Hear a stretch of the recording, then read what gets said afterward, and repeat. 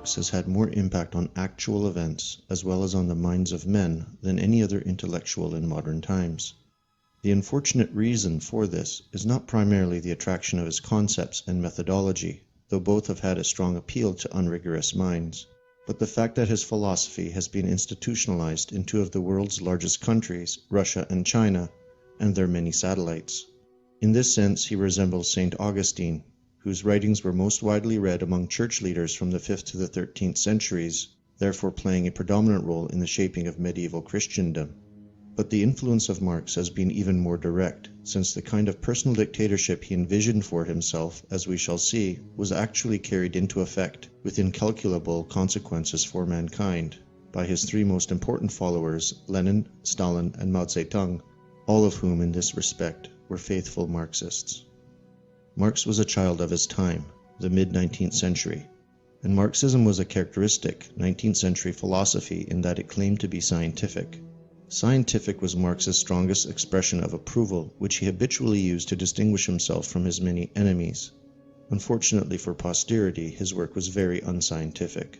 He felt that he had found an explanation of human behavior in history akin to Darwin's theory of evolution. The notion that Marxism is a science, in a way no other philosophy has ever been or could be, is implanted in the public doctrine of the states his followers founded, so that it colors the teaching of all subjects in their schools and universities. This has spilled over into the non-Marxist world for intellectuals, especially academics, and the identification of Marxism with massive physical authority has tempted many teachers to admit Marxist science to their own disciplines, especially such inexact or quasi-exact subjects as economics, sociology, history, and geography. The first thing we must ask about Marx, therefore, is, to what extent was he engaged in the pursuit of objective knowledge by the careful search for and evaluation of evidence? On the face of it, Marx's biography reveals him as primarily a scholar. He was descended on both sides from lines of academics. His father, Heinrich Marx, a lawyer, whose name originally was Herschel Halevi Marx, was the son of a rabbi and Talmudic scholar, descended from the famous rabbi Eleazar Halevi of Mainz, whose son Jehuda Mintz was head of the Talmudic school of Padua. Marx's mother, Henrietta Pressburg, was the daughter of a rabbi likewise descended from famous scholars and sages. Marx was born in Trier, then Prussian territory, on the 5th of May 1818, one of 9 children, but the only son to survive into middle age. The family was quintessentially bourgeois middle class, and it was rising in the world. The father was a liberal, and described himself as a real 18th century Frenchman. He read Voltaire and Rousseau inside out. Following a Prussian decree of 1816 which banned Jews from the higher ranks of law and medicine, he became a Protestant, and on the 26th of August 1824 had 6 of his children baptized. Marx was confirmed at 15, and for a time seems to have been a passionate Christian. Karl became a good classical scholar and later specialized in philosophy, in the prevailing Hegelian mode. He took a doctorate, but from Jena University, which had lower standards than Berlin. He never seems to have been quite good enough to get an academic post, however. In 1842 he became a journalist with the Rheinische Zeitung and edited it for 5 months until it was banned in 1843. Thereafter he wrote for the Deutsch Französische Jahrbucher and other journals in Paris until his expulsion in 1848. Thereafter he became involved in organizing the Communist League and wrote its manifesto in 1848. After the failure of the revolution, he was forced to move and settle in London in 1849, this time for good. From the 1850s through the 1870s, he was again involved in revolutionary politics, running the International Working Men's Association. But most of his time in London until his death on the 14th March, 1883, that is some 35 years, was spent in the British Museum, milling about, finding material for a gigantic study of capital, and trying to get it into publishable shape. He saw 1 volume through the press in 1867, but the second and third were compiled from his notes by his colleague Friedrich Engels and published after his death. Marx then led a scholar's life. He once complained that he was a machine condemned to devour books, but in a deeper sense he was not really a scholar and not a scientist at all. He was not interested in finding the truth, but in proclaiming it. There were 3 strands in Marx: the poet, the journalist, and then the moralist. Each was important, and together they combined with his enormous will to make a formidable writer and seer. But there was nothing scientific about him. Indeed, in all matters, he was anti-scientific. Marx found his true form as a journalist, and in some ways he was a good one. Marx found planning, let alone writing, a major book not only difficult but impossible. Even Das Kapital is a series of essays glued together without any real form. But he was well suited to write short, sharp, opinionated reactions to events as they occurred. He believed, as his poetic imagination told him, that society was on the verge of collapse. So almost every big news story could be related to this general principle, giving his journalism a remarkable consistency. Journalistic aphorisms became the highlights of Marx's work. Its ballast was academic jargon. Over time, Marx became a failed academic, and as an embittered would-be Don, he wanted to astonish the world by founding a new philosophical school, which was also a plan of action designed to give him power. Hence his ambivalent attitude towards Hegel. Marx says in his preface to the second German edition of Kapital, "I frankly proclaimed myself as a disciple of that great thinker, and toyed with the use of Hegelian terminology when discussing the theory of value. But," he said, his own dialectical method was in direct opposition to Hegel's. For Hegel, the thought process is the creator of the real, whereas in my view, on the other hand, the ideal is nothing more than the material when it has been transposed and translated inside the human head. Hence, he argued, in Hegel's writings, dialectic stands on its head.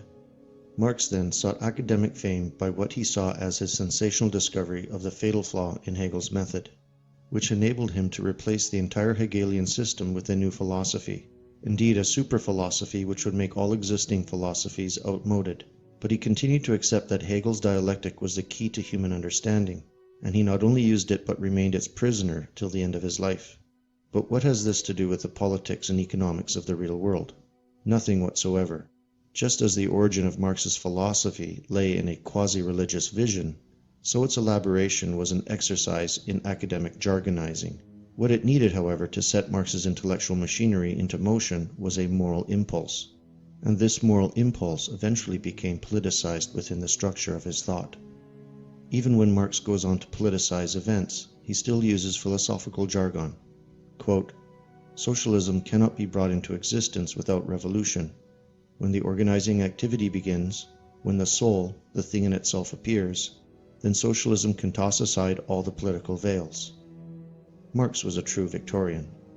He underlined words as often as Queen Victoria herself in her letters, but his underlining does not actually help much to convey his meaning, which remains sunk in the obscurity of the concepts of German academic philosophy. Marx often resorted to habitual giganticism, stressing the global nature of the process he was describing, but this too was cumbered by the jargon. Thus, the proletariat can only exist world historically, just as communism in its actions can only have world historical existence, or communism is empirically only possible as the act of the ruling people all at once and simultaneously, which presupposes the universal development of productive power and the world commerce which depends on it. Obscure commentaries, to be sure. However, even when Marx's meaning is clear, his statements do not necessarily have any validity. They are no more than obiter dicta of a moral philosopher. Some of the sentences I've quoted above would sound equally plausible or implausible if they were altered to say the opposite. Where then were the facts, the evidence from the real world, to turn these prophetic utterances of a moral philosopher quasi-religionist, these revelations, into a science? Marx always had an ambivalent attitude to facts, as he had to Hegel's philosophy. On the one hand, he spent entire decades of his life amassing facts, which accumulated in over 100 enormous notebooks. But these were the facts to be found in libraries, blue book facts. The kind of facts which did not interest Marx were the facts to be discovered by examining the world and the people who live in it, with his own eyes and ears. He was totally and incorrigibly desk-bound. Nothing on earth would get him out of a library and the study. His interest in poverty and exploitation went back to the autumn of 1842, when he was just 24 and wrote a series of articles on the laws governing the right of local peasants to gather wood. According to Engels, Marx told him it was his study of the law concerning the theft of wood and his investigation of the Moselle peasantry which turned his attention from mere politics to economic conditions and thus to socialism. But there is no evidence that Marx actually talked to these peasants or looked at the conditions on the spot. Again, in 1844, he wrote for the financial weekly Vorwärts, or Forward, on an article on the plight of the Silesian weavers. But he never went to Silesia, or, for as far as we know, ever talked to a weaver of any description. It would have been very uncharacteristic of him if he had. Marx wrote about finance and industry all his life, but he knew only two people connected with financial and industrial processes. One was his uncle in Holland, Leon Philips, a successful businessman who created what eventually became the vast Philips Electric Company. Uncle Philip's views on the whole capitalist process would have been well informed and interesting had Marx troubled to explore them, but he only once consulted him on a technical matter of high finance, and though he visited Phillips 4 times, these concerned purely personal matters of family loans. The other knowledgeable man was Engels himself, but Marx declined Engels' invitation to accompany him on a visit to a cotton mill, and so far as we know, Marx never set foot in a mill, factory, mine, or other industrial workplace in the whole of his life. What is even more striking is Marx's hostility to fellow revolutionaries, and in particular working-class revolutionaries who had experience, that is, working men who had become politically conscious. He met such people for the first time only in 1845, when he paid a brief visit to London and attended a meeting of the German Workers' Education Society, and he did not like what he saw. These men were mostly skilled workers, watchmakers, printers, shoemakers. Their leader was a forester. They were self-educated, disciplined, solemn, well-mannered, very anti-bohemian and anti-liberal, anxious to transform society but moderate, without the practical steps to this end. They did not share Marx's apocalyptic visions, and above all, they did not speak in his academic jargon. He viewed them with contempt. Revolutionary cannon fodder. Marx always preferred to associate with middle-class intellectuals like himself, champagne socialists. When he and Engels created the Communist League, and again when they formed the International, Marx made sure that working-class socialists were eliminated from the positions of influence and sat on committees merely as statutory proles.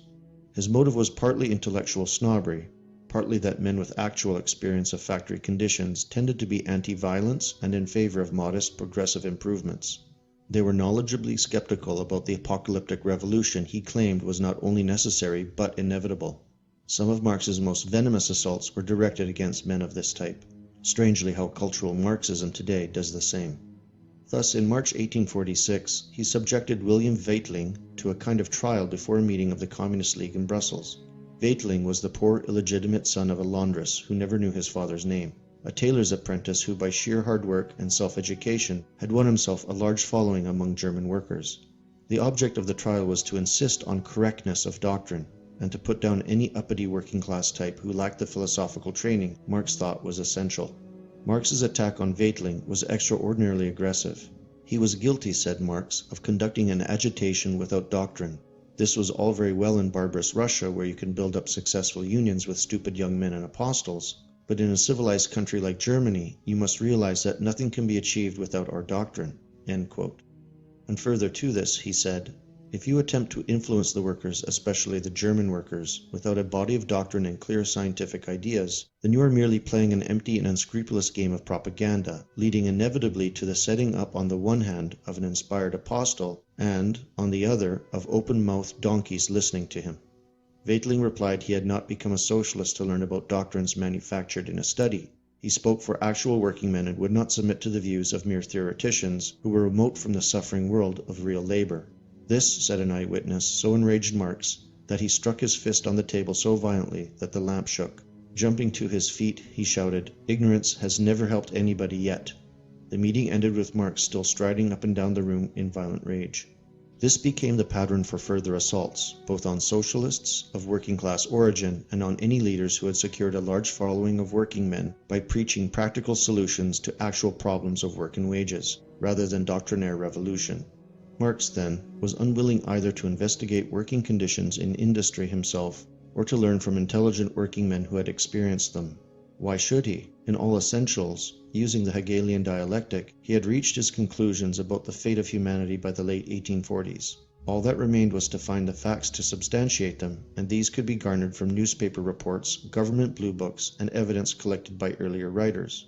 And all this material could be found in libraries. In a sense, then, the facts are not central to Marx's work. They are ancillary, buttressing conclusions already reached independently of them.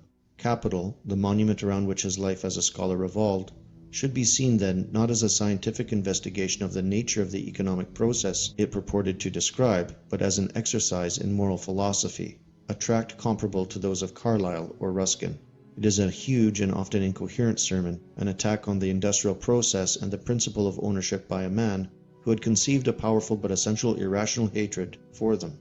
Curiously enough, it does not have a central argument which acts as an organizing principle. Marx originally, in 1857, conceived the work as consisting of 6 volumes, but the methodical self-discipline needed to carry through such a plan proved beyond his power.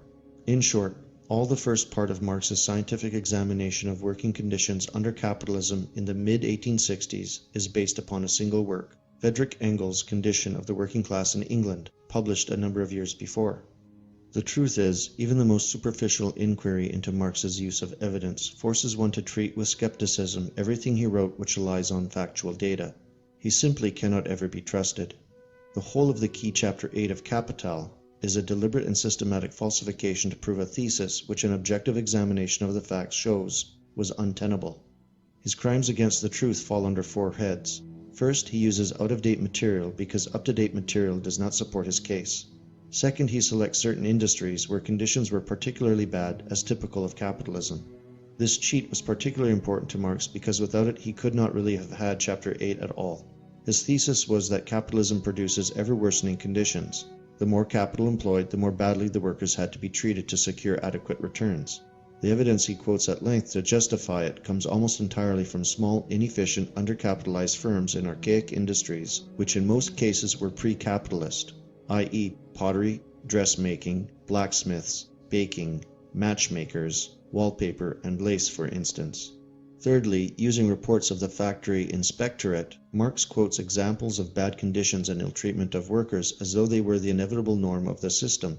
In fact, these were the responsibility of what the inspectors themselves called the fraudulent mill owner, whom they were appointed to detect and prosecute, and who was thus in the process of being eliminated anyway. Fourthly, the fact that Marx's main evidence came from this source, the inspectorate, betrays his biggest cheat of all.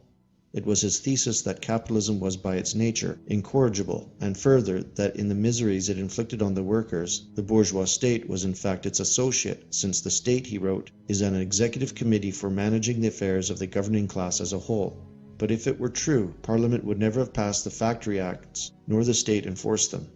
Virtually all of Marx's facts, selectively deployed and sometimes falsified as they were, came from the efforts of the state to improve conditions which necessarily involved exposing and punishing those responsible for bad ones. If Marx then, though in appearance a scholar, was not motivated by a love of truth, what was the energizing force in his life? To discover this, we have to look much more closely at his personal character. It is a fact, and in some ways a melancholy fact, that massive works of the intellect do not spring from the abstract workings of the brain and the imagination. They are deeply rooted in the personality. Marx is an outstanding example of this principle. We have already considered the presentation of his philosophy as the amalgam of his poetic vision, his journalistic skill, and his academicism, but it can be also shown that its actual content can be related to 4 aspects of his character: his taste for violence, his appetite for power, his inability to handle money, and above all, his tendency to exploit those around him. The undertone of violence always present in Marxism and constantly exhibited by the actual behavior of Marxist regimes was a projection of the man himself. Marx lived his life in an atmosphere of extreme verbal violence, periodically exploding into violent rows and sometimes physical assault.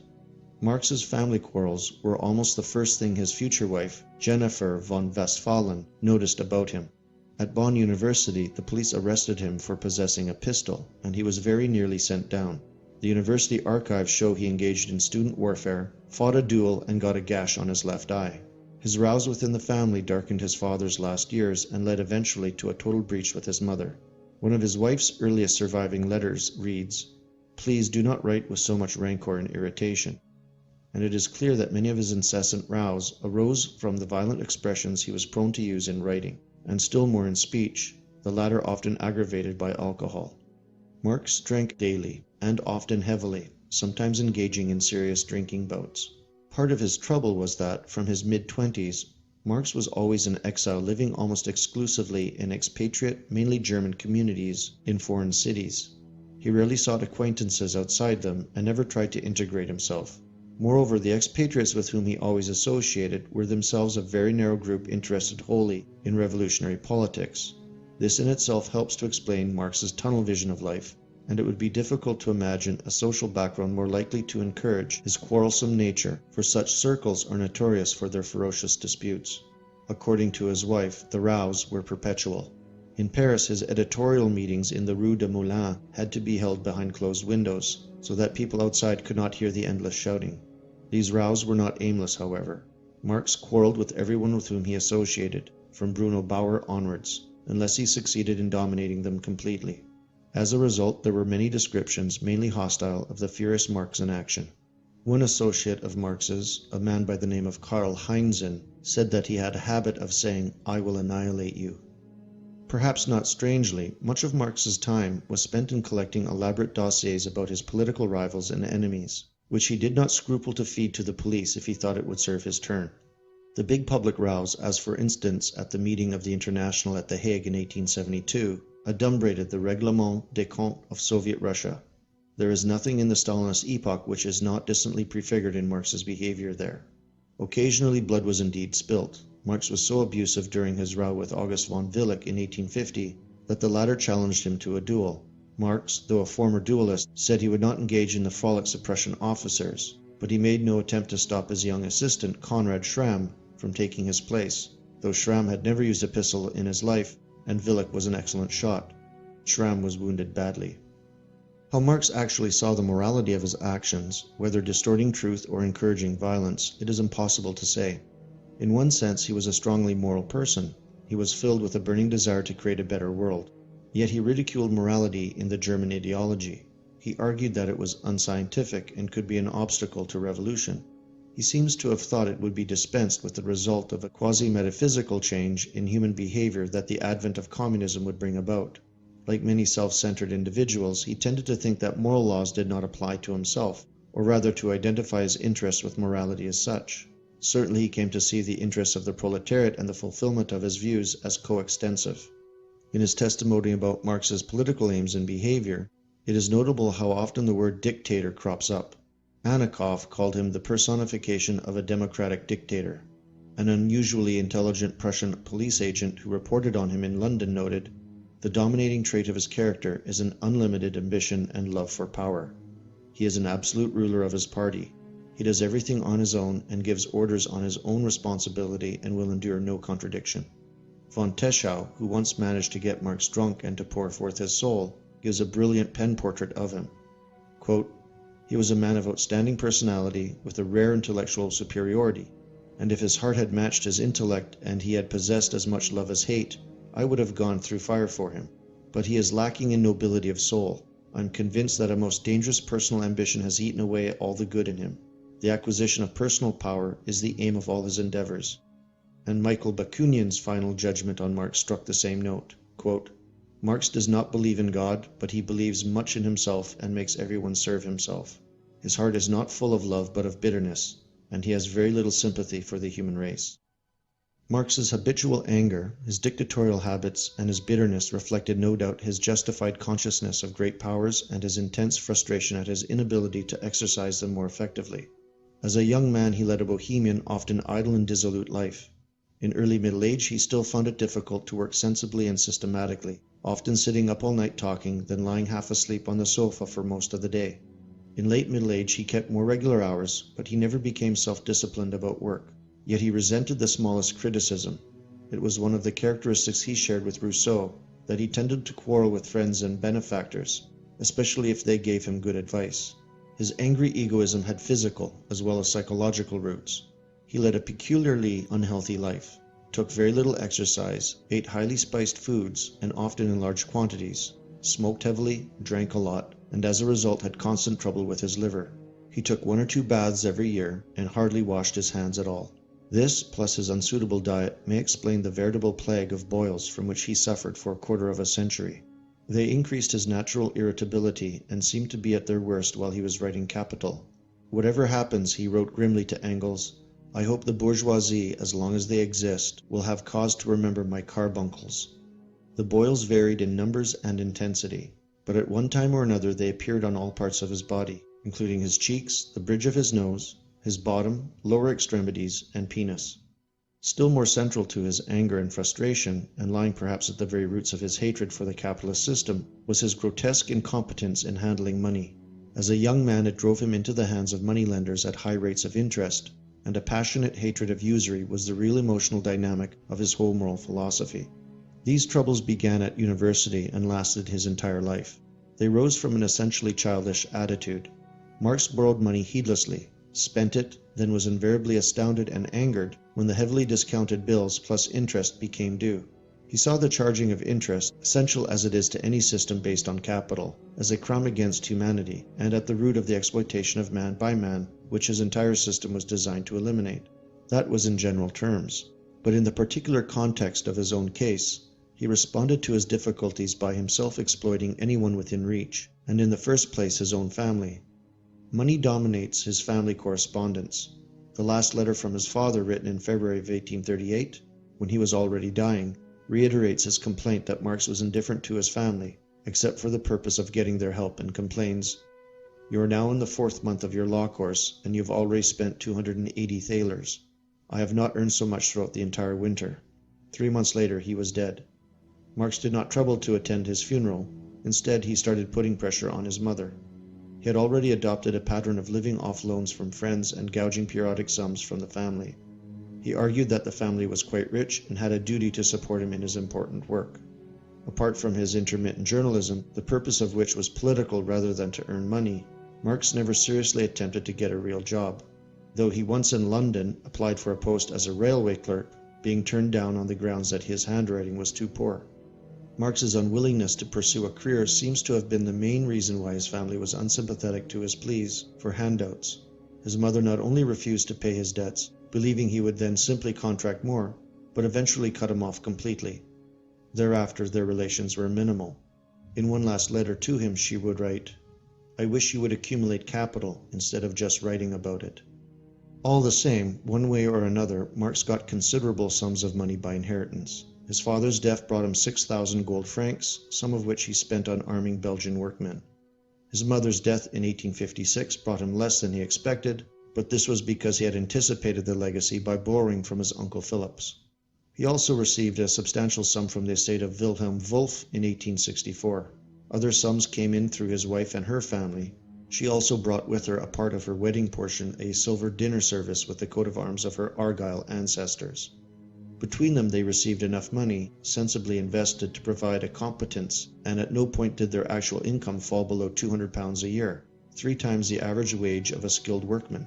But neither Marx himself nor his wife had any interest in money except to spend it. Legacies and loans alike went in dribs and drabs, and they were never a penny better off permanently.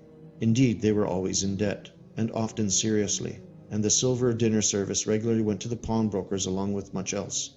At one point, Marx alone was in a position to leave the house retaining 1 pair of trousers. But of course the principal victims of Marx's improvidence and unwillingness to work were his own household, his wife above all. Jennifer Marx is one of the tragic, pitiful figures of socialist history.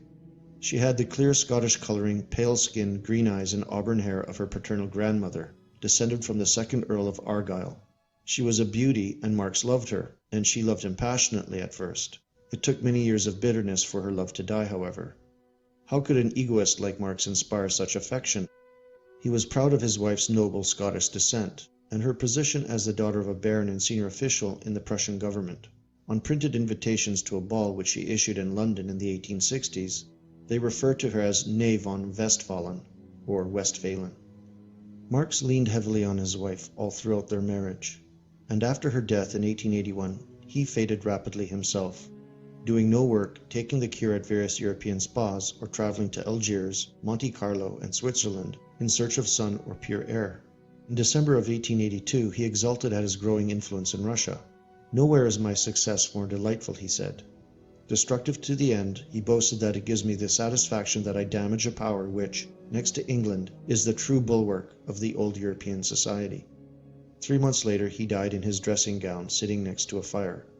One of his daughters, Jennifer, had died a few weeks before. The lives of the other 2 daughters were also tragic. Eleanor, heartbroken by her husband's conduct, took an overdose of opium in 1898, possibly in a suicide pact from which he wriggled out. 13 years later, his daughter Laura and her husband also agreed to a suicide pact, and both carried it through.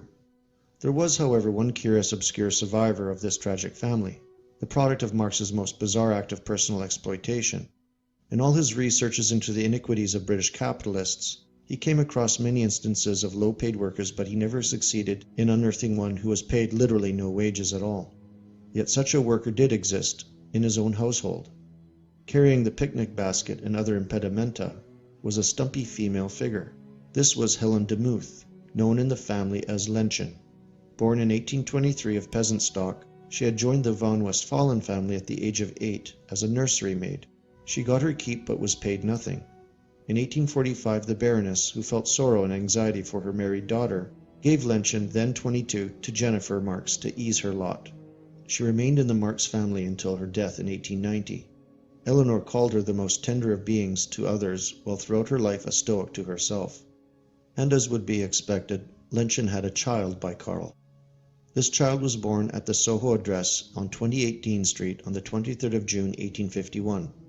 It was a son registered as Henry Frederick de Muth.